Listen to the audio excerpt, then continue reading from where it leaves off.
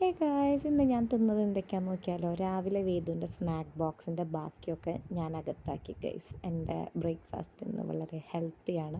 ഒന്നില്ലെങ്കിൽ സ്കിപ്പ് ചെയ്യും, അല്ലെങ്കിൽ ഇങ്ങനെ എന്തെങ്കിലുമൊക്കെ കഴിക്കും, അത്രയേ ഉള്ളൂ. ഉച്ചയ്ക്ക് വന്നിട്ട് ഞാൻ തിന്നു തുടങ്ങിയപ്പോഴാണ് എനിക്ക് ഓർമ്മ വന്നത് വീഡിയോ എടുത്തില്ലല്ലോ. കേബേജ് ഉപ്പേരി, സാമ്പാർ, എലിശ്ശേരി, അച്ചാറൊക്കെ കൂട്ടി നല്ല അടിപൊളിയായിട്ട് ഞാൻ ചോറിന് കുറച്ച് രസവും ഞാൻ അതിലൊഴിച്ചിട്ടുണ്ട് കേട്ടോ. കടയുള്ളതുകൊണ്ട് തന്നെ എല്ലാം ഉണ്ടാവും ഗൈസ്. പിന്നെ 4 മണി 5 മണി 6 മണി ആ സമയമാണ് കേട്ടോ.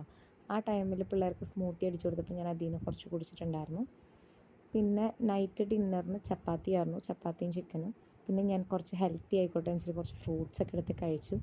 അങ്ങനെ കിടന്നുറങ്ങാമെന്ന് വിചാരിച്ച് എൻ്റെ മുന്നിലേക്ക് ഇത് പേനയിലത്തെ ഐസ്ക്രീമൊക്കെ ആയിട്ട് ഒരാൾ ഇതാ കയറി വരുന്നു. എന്നെ നന്നാവാൻ അനുവദിക്കില്ല ഗൈസ്. ഇങ്ങനെ ഒന്നില്ലെങ്കിൽ ഞാൻ വല്ല ആഗ്രഹങ്ങളെ വിളിച്ച് പറയും, അല്ലെങ്കിൽ മൂപ്പരയിട്ട് കൊണ്ടുവരും. അതാണ് ഇവിടുത്തെ അവസ്ഥ. പക്ഷെ ഞാൻ വേണ്ടെന്നൊന്നും പറയില്ല കേട്ടോ ഗൈസ്, ഞാൻ കഴിക്കും.